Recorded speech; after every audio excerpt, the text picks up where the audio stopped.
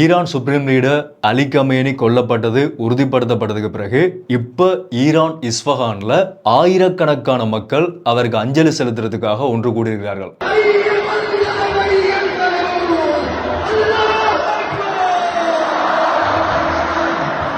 இப்போ வரைக்குமே அமெரிக்கா இஸ்ரேலால ஈரான்ல தாக்குதல் நடத்தப்பட்டு கொண்டு தான் இருக்குது. அந்த தாக்குதலை எல்லாம் பொருட்படுத்தாம அவ்வளவு மக்களும் அவங்களோட லீடருக்கு அஞ்சலி செலுத்துறதுக்காக அந்த இடத்துல ஒன்று கூடியிருக்கிறார்கள். கிட்டத்தட்ட 36 வருடமா ஈரானோட அதி உச்சகட்டமான த மோஸ்ட் பவர்ஃபுல் அங்க இருக்கிற பிரதமரோ ஜனாதிபதியோ கிடையாது, அது எல்லாத்தையுமே தாண்டின அதி உச்சகட்டமான சொல்லப்போனா அவர் தான் எல்லாமேன்னு சொல்லலாம். அப்பேற்பட்ட ஒரு பதவிதான் இந்த சுப்ரீம் லீடர்ன்றது. அந்த பதவியில 36 வருடமா ஈரானை முழுமையா ஆட்சி செய்த ஒருத்தரை தான் அமெரிக்காவும் இஸ்ரேலும் தாக்குதல் நடத்தி கொலை செய்திருக்கிறார்கள்.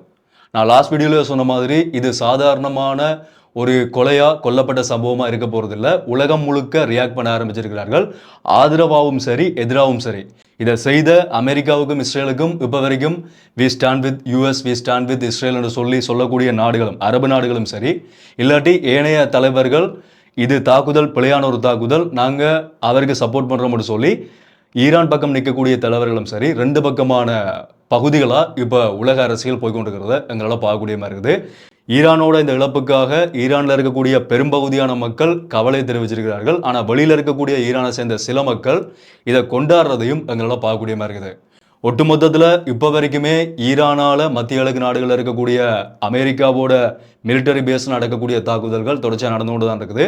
அதே மாதிரி அமெரிக்கா இஸ்ரேலால ஈரானுக்குள்ளேயும் தொடர்ச்சியான பலத்த தாக்குதல்கள் நடந்து கொண்டு தான் இருக்குது. தொடர்ச்சியான அப்டேட்ஸ் நான் உங்களுக்கு அப்டேட் பண்றேன். என்னோட அப்டேட்ஸ் உடனுக்குடன் பார்க்கறதுக்கு ஃபாலோ பண்ணிக்கொள்ளுங்க.